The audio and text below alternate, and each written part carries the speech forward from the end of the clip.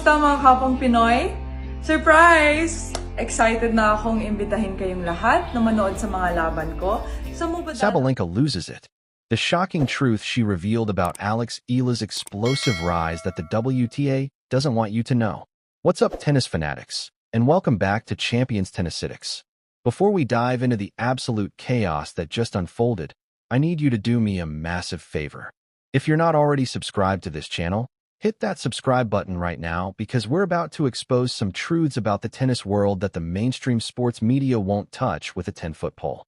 And if you love drama, tennis, and watching history being made in real time, you're in exactly the right place. Now let's get into the absolute madness that has the entire tennis world buzzing. Aryna Sabalenka just went completely off script. The two-time Australian Open champion, the absolute beast of women's tennis who crushes opponents like they're practice dummies, just had the most unexpected and brutally honest reaction to Eala's breakthrough into the WTA top 50. And I'm telling you right now, what she said has sent shockwaves through the locker rooms in Melbourne. This wasn't your typical politically correct athlete response. This was raw, unfiltered reality from one of the most dominant players on the planet. And it reveals something absolutely fascinating and slightly terrifying about how the elite really view the next generation of players climbing up the rankings to challenge their throne. But before we get to Sabalenka's explosive comments, we need to understand exactly what Eala just accomplished, because calling it impressive would be the understatement of the century. This is the kind of achievement that changes everything. This is the kind of breakthrough that separates the dreamers from the legends. Eala is now ranked number 49 in the world. She is officially in the WTA top 50. She is among the elite players on this planet, and the journey to get there is nothing short of miraculous. Let me paint you a picture of where this girl was just 12 months ago. Rewind the clock to January 2025. Eala was ranked 138 in the world. She was grinding through the ITF circuit, which for those who don't know, is basically the minor leagues of professional tennis. We're talking about playing matches in front of maybe 3 spectators and someone's dog in obscure locations you've never heard of, battling for ranking points that barely make your ranking needle move a fraction of a percent. She was the definition of a hopeful prospect, a talented player that people whispered about, but nobody really expected to break through this fast. She was fighting in the trenches, earning maybe a few $100s per tournament after expenses, living the unglamorous reality that 99% of professional tennis players experience. Now, she's ranked 49 globally. She's rubbing shoulders with Grand Slam champions. She's competing against Olympic medalists. She's facing off against the icons she grew up watching on television, dreaming that one day she might compete at their level. And she's not just competing, she's winning. She's taking scalps. She's making veterans sweat. From rank 138 to rank 49 in essentially one calendar year. Do you understand how insane that climb is? Most players spend their entire careers trying to crack the top 100. Eala blew past that barrier like it was a speed bump and kept her foot on the accelerator all the way into the top 50. The breakthrough that shattered every expectation came at the ASB Classic in Auckland, New Zealand. This was a WTA 250 event, which in tennis terms means it's not one of the massive tournaments, but it's still a legitimate tour-level competition with quality players and real ranking points on the line. Eala didn't just show up and participate. She didn't just win a round or two and call it a good week. She absolutely dominated her way to the semifinals, destroying quality opponents and proving beyond any shadow of doubt that she belongs at this level of professional tennis. Her quarterfinal match against Poland's Magda Linette was the moment when casual tennis fans started paying attention. Linette isn't some random qualifier who got lucky in the draw. This is a woman who has been ranked as high as number 19 in the world. This is a player who reached the semifinals of the Australian Open just a couple of years ago, taking down top seeds along the way. She's a crafty veteran who has been on tour for over a decade and knows every single trick in the book. She's faced the best players on the planet and taken matches off them. Eala beat her in straight sets. Not a close 3-setter where she squeaked through on a few lucky points. Straight sets. She showed the kind of composure, shot-making ability, and tactical intelligence that separates the good players from the truly great ones. Then in the semifinals, Eala ran into Wang Xiyu of China, and this is where the Auckland run finally ended. Wang played absolutely brilliant tennis that day, hitting with that heavy lefty spin that actually mirrors Eala's own game style, creating a fascinating tactical battle between two left-handed players who understand exactly how to exploit the angles and spins that righties struggle with. Wang was just slightly better on the crucial points, and she ended Eala's magical run. But here's the thing that everyone needs to understand. Getting to the semifinals was more than enough. Making the semis of a WTA tournament is a massive achievement. The winner of the tournament ended up being top seed Alina Svitolina, a former world number 3 and one of the most consistent performers in women's tennis over the last decade. But let's be completely honest about what everyone at the tournament was actually talking about. It wasn't Svitolina's victory. It was the Filipino phenomenon who had just announced her arrival on the world stage in the most emphatic way possible. That semifinal run in Auckland lifted Eala exactly one spot from her previous career-high ranking of 50. She had been knocking on that door for weeks, hovering right at the edge of history, and she finally kicked that door clean off its hinges. The rise hasn't been a fluke or one lucky tournament where everything went right. This has been steady, methodical, and built on actual sustainable results rather than a Cinderella story that vanishes when the clock strikes midnight. Now here's where the story gets absolutely spicy and where Sabalenka enters the picture. During her pre-tournament press conference in Melbourne ahead of the Australian Open, Aryna Sabalenka was asked about Eala's breakthrough. The reporter probably expected the standard cookie-cutter athlete response that we've all heard a million times. You know the type.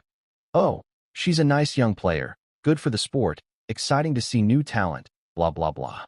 The kind of meaningless platitude that says absolutely nothing while sounding vaguely supportive. That's not what happened. Sabalenka went absolutely nuclear with enthusiasm and honesty. "This girl is unbelievable," Sabalenka said, and you could see her eyes widening with genuine excitement. This wasn't fake media-trained enthusiasm. This was real recognition from someone who understands exactly how hard it is to reach the level Eala just achieved. "I've been watching her since she was playing juniors at the Rafa Nadal Academy. Everyone knew she was special, but to see her actually do it on the WTA Tour this fast? That's rare. Most players take years to break into the top 50. She did it in basically one season of playing real tour-level events." Coming from Sabalenka, this is massive. This isn't some retired player commenting from the broadcast booth. This is the woman who is currently the biggest threat to win the Australian Open for the 3rd consecutive year. This is someone who has built an entire career on fearless, aggressive, high-risk tennis that overwhelms opponents before they can settle into the match. Sabalenka doesn't hand out compliments like participation trophies. She is a predator on the court. She respects power. She respects the fight. She respects the mentality of a winner. For her to recognize that same killer instinct inside Eala is a seal of approval that no amount of money can buy. But Sabalenka wasn't finished. She leaned closer to the microphone and dropped a quote that should be printed on posters in every junior tennis academy on the planet. "The thing about Alex is she doesn't play scared. She goes for her shots. She competes like she believes she belongs. And that's the hardest thing to teach. You either have that mentality or you don't. She has it." Let that sink in for a second. Sabalenka is identifying the one quality that separates the champions from everyone else. It's not the forehand speed or the footwork or the serve. Those things are important, but they can be trained. What can't be trained is the absolute belief that you deserve to be on that court with the best players in the world. That fearless mentality of going for your shots even when the pressure is crushing, even when you're playing someone ranked 60 spots higher than you, even when the entire stadium expects you to fold. That's what champions are made of, and Sabalenka sees it in Eala. Then Sabalenka pivoted. The smile disappeared from her face for a moment, and she got deadly serious, adding something that made every journalist in the room start writing furiously. "The top 50 is great," she said, her voice dropping to a lower, more intense tone. "But it's also where things get really hard. Everyone in the top 50 is good. Everyone can play. The difference between 50 and 20 isn't just talent. It's consistency, mental toughness, and handling expectations. That's going to be her next test." This is not shade. This is not Sabalenka trying to downplay Eala's achievement or plant seeds of doubt. This is a battle-hardened veteran giving a reality check to a rising star. This is someone who has been through the absolute meat grinder of professional tennis, warning the new generation that the easy part is over. Sabalenka is pointing out what every single player discovers when they finally break into that top 50. All the easy matches disappear completely. When you're ranked in the top 100, you might draw a few early rounds against players who are struggling with form or injuries, or players who are just happy to be competing at that level and don't really expect to win. In the top 50, every single woman standing across the net from you is an absolute killer. They all have legitimate weapons in their game. They all have professional-level fitness. They all have coaches and support teams analyzing your every weakness. The margins between winning and losing become microscopic. A few points here or there decide entire matches. One bad service game costs you the set. One mental lapse destroys your tournament. Now let's zoom out and talk about what Eala's rise actually means for the global tennis landscape, because this is bigger than just one player's ranking improvement. The Philippines is not a tennis powerhouse. It's not even close. This is a basketball nation through and through. Walk down any street in Manila, and you'll see basketball hoops on every corner, kids playing pickup games in every neighborhood, professional basketball games drawing massive crowds. Tennis? Tennis doesn't have the infrastructure. It doesn't have the government funding. It doesn't have the national attention that it receives in traditional tennis countries like the United States, Spain, France, or Australia. For Eala to break through from that background makes her achievement even more absurd when you really think about it. She is doing something that no Filipino player has ever accomplished at this level in the professional game. She's not following a well-worn path created by previous generations of Filipino tennis stars. There is no path. She is literally hacking her way through a jungle with a machete, creating a trail where none existed before. The pressure of being the first, of carrying an entire nation's hopes and dreams on your shoulders, is immense. But she's handling it. Her training at the Rafa Nadal Academy in Mallorca, Spain has been the absolute X-factor in her development. This facility isn't just some fancy tennis club with nice amenities and fluffy towels. This is a Spartan, elite performance center where future champions are systematically manufactured through world-class coaching, cutting-edge sports science, and an environment of relentless competition. Eala has been living there for years, completely immersed in the culture of excellence, absorbing wisdom from some of the best coaches in the sport and practicing daily against the best junior players in Europe. And here's something that will blow your mind.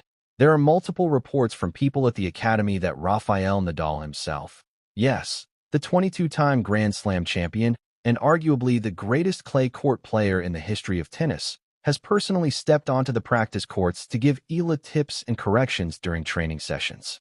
Can you even imagine the confidence boost?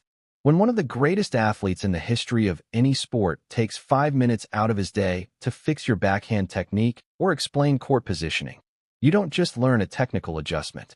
You learn that you matter. You learn that you have what it takes. You internalize the belief that you belong at the highest level. After her breakthrough run at the ASB Classic in Auckland, Eala didn't go home to the Philippines to celebrate with parties and media appearances. She went directly to Melbourne for more intensive preparation before the Australian Open. And this is where the story gets even more insane and shows you just how seriously the tennis establishment is taking this young player. She was invited to compete in the Kuyong Classic, which is an exclusive exhibition event designed to give elite players high-quality match practice in the days before the Australian Open begins. The Kuyong Classic invited only 4 WTA players this year, and I was one of them. Eala posted on her social media, and you could feel the pride and disbelief in those words. Let that fact sink in for a moment. They didn't invite the player ranked 80th in the world. They didn't invite some random journeyman who has been on tour for 10 years. They invited Eala, who at the time of the invitation was still battling to crack the top 50. That selection tells you everything about how seriously the tennis establishment, the tournament directors, the sponsors, and the television networks are taking her. You don't get invited to Kuyong unless you put butts in seats. You don't get that invitation unless people want to watch you play. The other 3 women invited to the event? Donna Vekic from Croatia, who reached the Wimbledon semifinals in 2024 and won an Olympic silver medal representing her country. Priscilla Hahn from Australia, giving the home crowd a local player to support. And Daniela Henichova, the legendary former world number 5, who was there for the nostalgia factor and legends appeal. These are serious names. These are established stars and fan favorites. And Eala was right there with them. Here's the kicker that makes this whole thing even more ridiculous. Eala had already beaten Vekic at the ASB Classic just days before they faced each other again at Kuyong. Vekic is not some pushover. This is a legitimate top-level player with 4 WTA singles titles and a career-high ranking of 19. She has wins over multiple Grand Slam champions.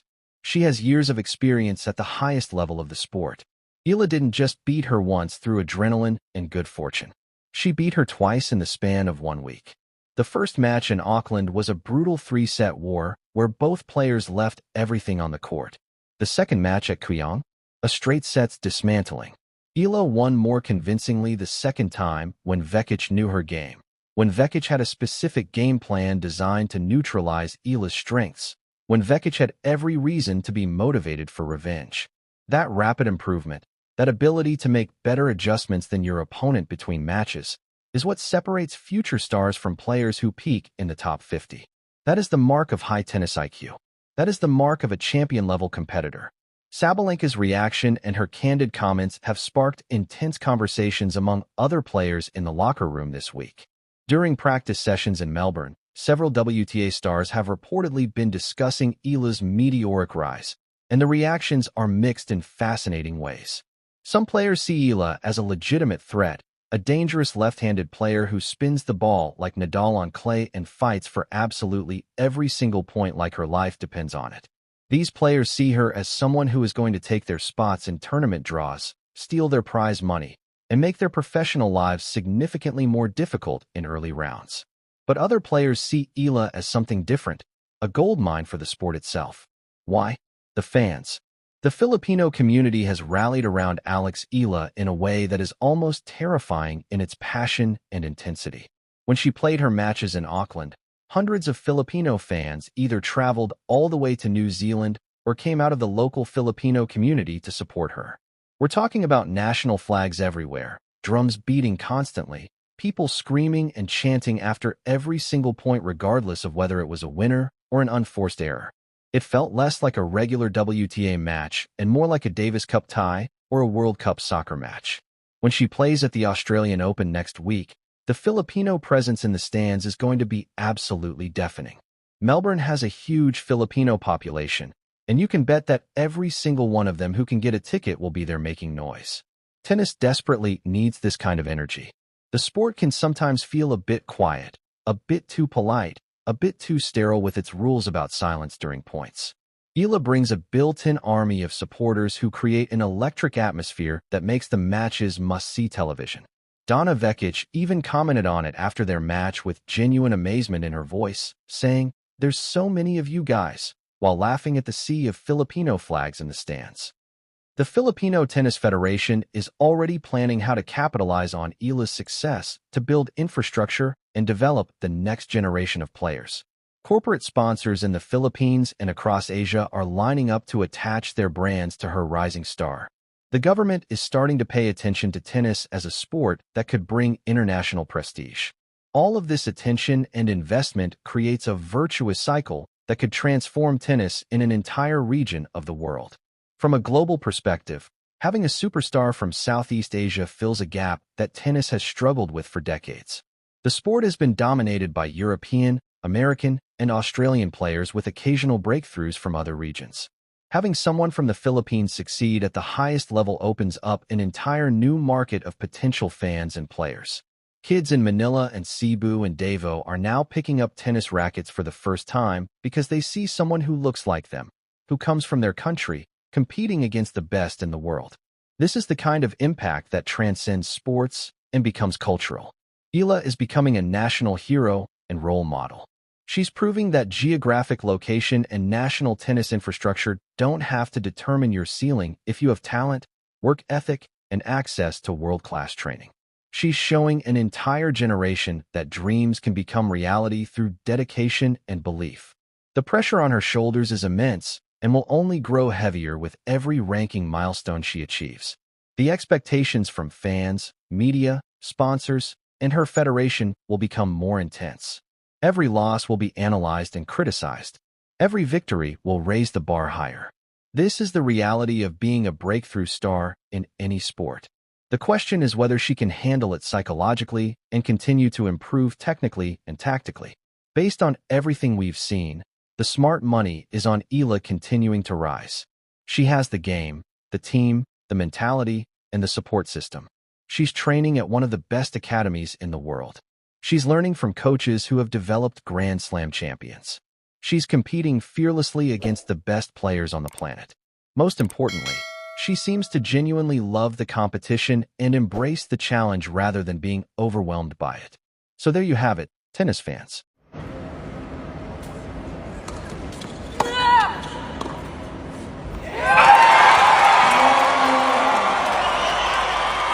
I think experience helps a lot because I've been through so many different situations on court, and I know that this one little mistake not gonna